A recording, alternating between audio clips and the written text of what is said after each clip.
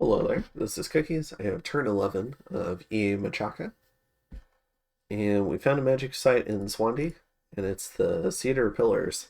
Now, the Cedar Pillars are a very nice 30% enchantment discount site, so this just became one of our most important, definitely my most important province, probably right after the cap.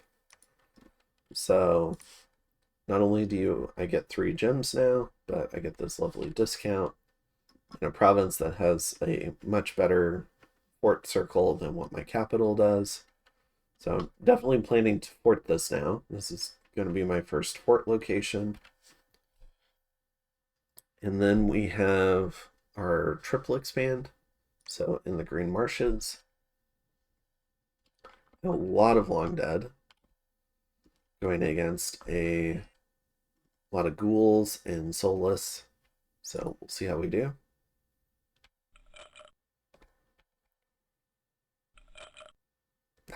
Animate skeleton trying to help out.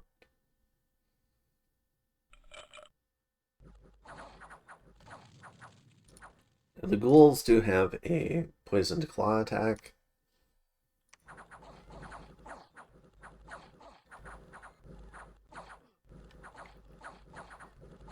So if we can get rid of the ghouls, who only have 17 morale, so unlike most undead, they have some semblance of self-control and self-preservation. And you can see we lost in the... Yeah, it looks like we've HP routed.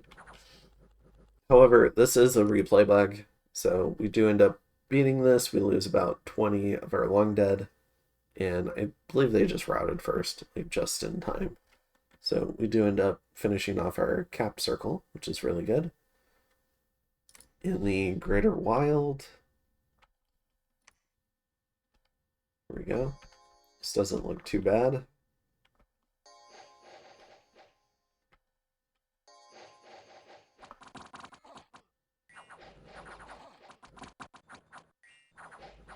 Two of the riders picked off by javelins is pretty bad.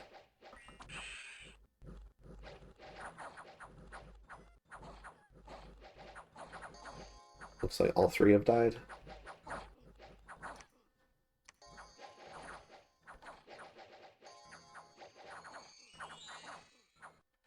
Alright. Looks like we only actually lost 1. And then maybe the other one's routed. But we do end up taking the province, so that's good. And then in High Mill, just a bunch more generic indies.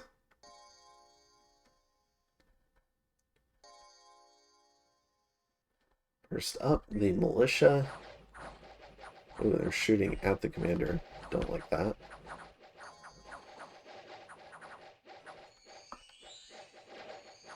Alright, this is a little bit better.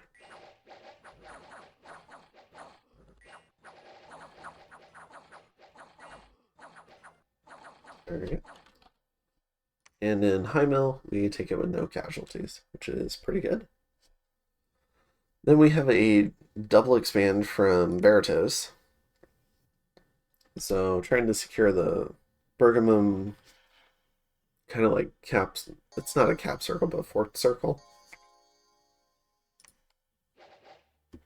So, and also trying to gain some throne access.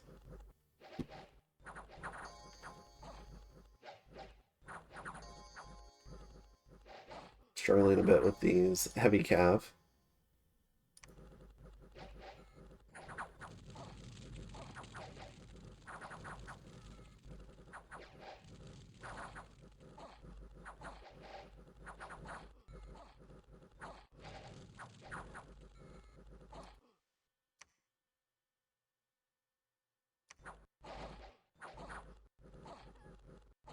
Goodness, they're really fighting to the death here.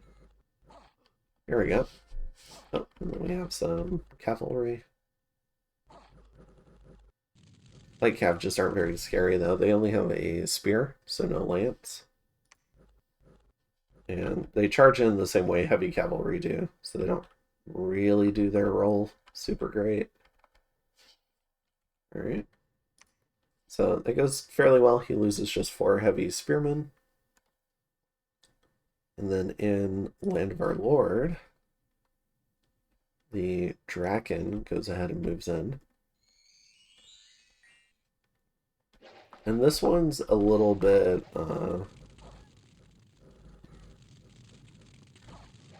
diplomatically, I guess, risky. Because this is less about sealing off land and more about jutting out. And we'll take a look at Redbud, and then we'll take a look at the strategic map. So we have another gigantic party where this could maybe be 3 parties going after these barbarians.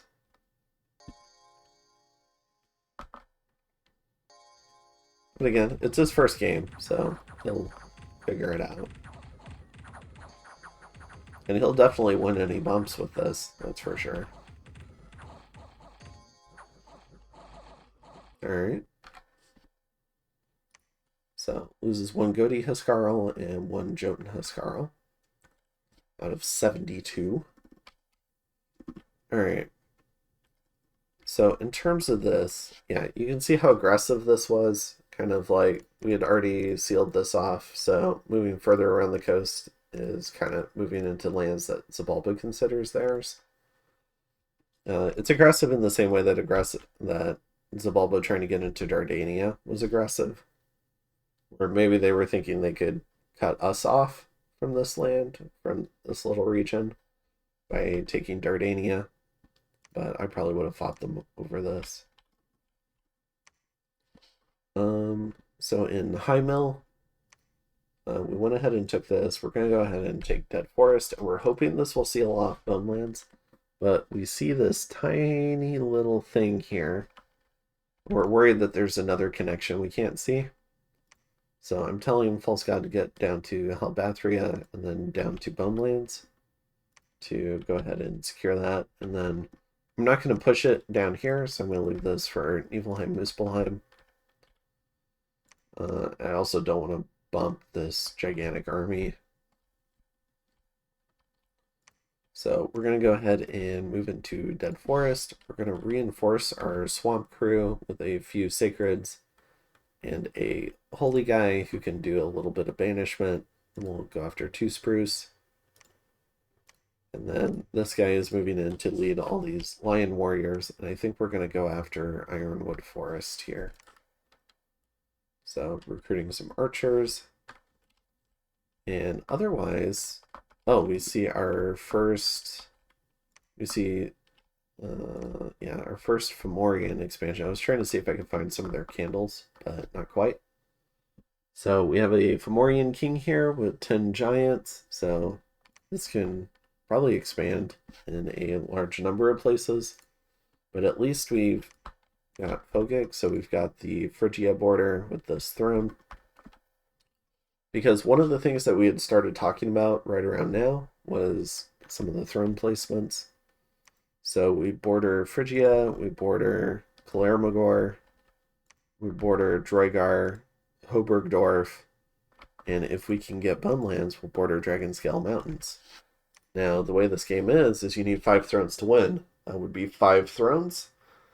So we had indeed started talking about this, I think right around the end of expansion, because we were kind of wondering how we were doing in expansion. And I don't think I've gone over these thrones, so I'll go ahead and go through them now.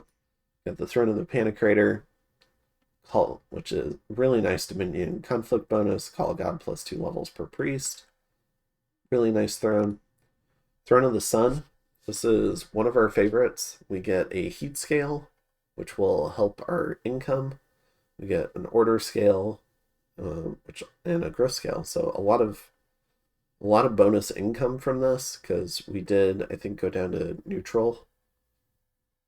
So getting some heat would be really nice for our overall income. 5 fire gems is also great, and 5 fire resist is great. So this throne is amazing. The Throne of Power, you get reinvigoration, you get a bunch of pearls, ritual range by 2.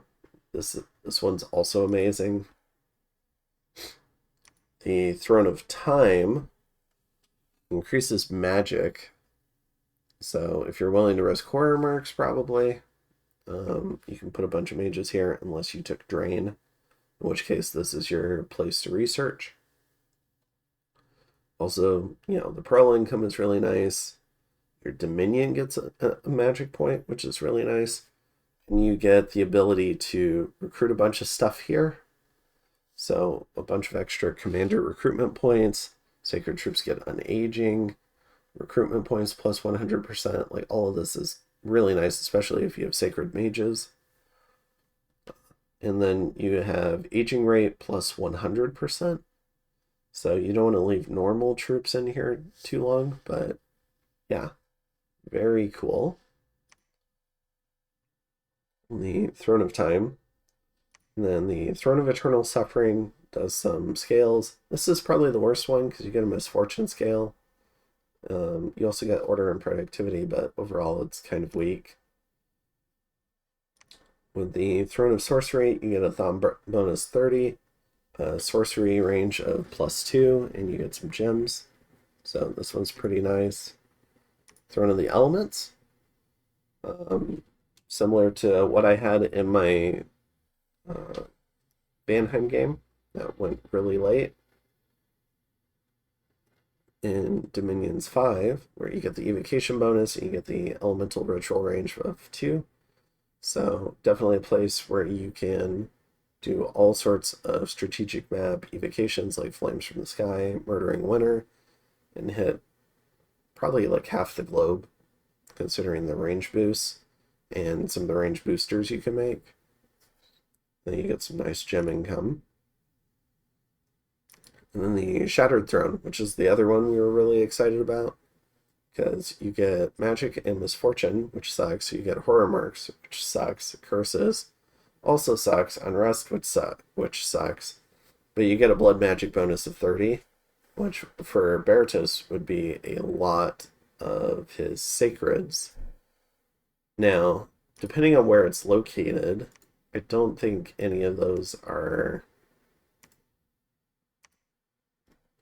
plains, or not wastelands, for him to get some of his national summons. But he could get a lot of generic summons, and I think he can get null cards there. So that was something we were looking pretty strong at. All right. And so, yeah, I think I was really hoping maybe Berytos could try to get into Livenmark. I think he's got other plans, and I think he's guarding this fort construction. He's also got these mercs, so he's going to try and get into Pastina because it's an amazing province. So, hoping to get in there. I think I've called him back to take out Bathria. And then this forest probably needs to pull back to Bergamum. So, we'll see how that does. And maybe this army, I'm not sure if it wants to take 200 undead, and this province kind of sucks. So he might just be going for golem range. So I think that's that. So I'll go ahead and see you in turn 12, and we'll take a look at the graphs again for that. Have a good one.